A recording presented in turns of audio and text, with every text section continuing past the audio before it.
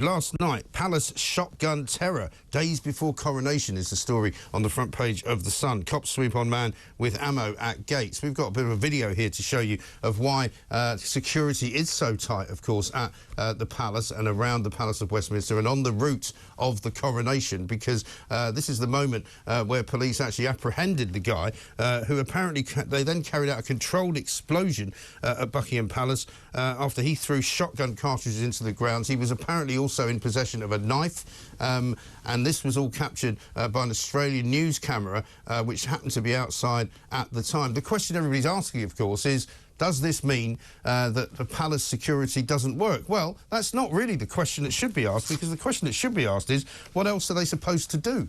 Because they did apprehend the man. He didn't bring any damage down to the palace, as it turned out. He was arrested. He was taken away. He has been probably now, presumably, taken to a place where he can't do anything else that's going to cause a problem. But in the end, you have to have access for the people to be able to see the event, because we all have to live in a world where, unfortunately, terrorism is a thing. It's not helped by the likes of Just Stop Oil. It's not helped by the likes of the Republican lot who want to try and demonstrate and show that they can prove we've got democracy, because in the end, it's for the majority of people to enjoy. If you don't want to see the coronation happening, just don't go and watch it.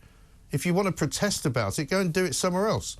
The point about what I'm annoyed about this morning is that yesterday the central part of London was at a complete standstill because of the coronation.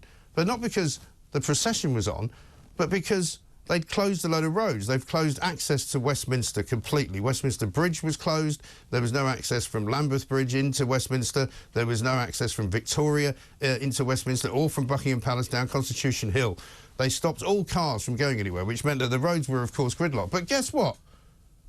Guess who was allowed to go into those roads? You've got it. Cyclists. Cyclists by the tens of hundreds, possibly, that I saw. And as you might expect, I was on a little bus with Kevin O'Sullivan and some other people from The Talk and Sharon Osbourne yesterday. We had to get off the bus because we had places to go and we weren't going anywhere. And so we had to walk, which is fine, through the Palace of Westminster grounds, effectively. Now, anybody who knows that area knows there are several zebra crossings. And guess what happened when we stood waiting to cross the road? The cyclists came past and didn't stop. First there was one, then there was another, then another.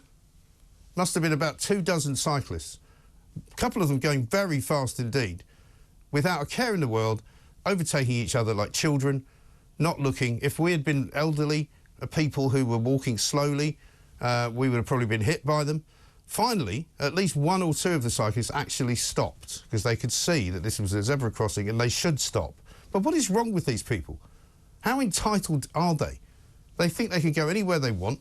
They can go on the pavement, they can go up a street the wrong way, they can go through red lights, they can go past zebra crossings without even stopping for people walking across them. They can go in bus lanes, they can go in cycle lanes, they can ignore all of that if they wish.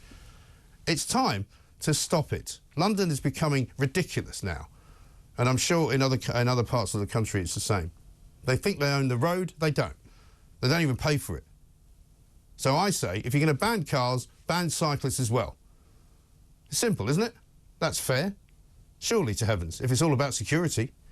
Or is it about just banning drivers once again?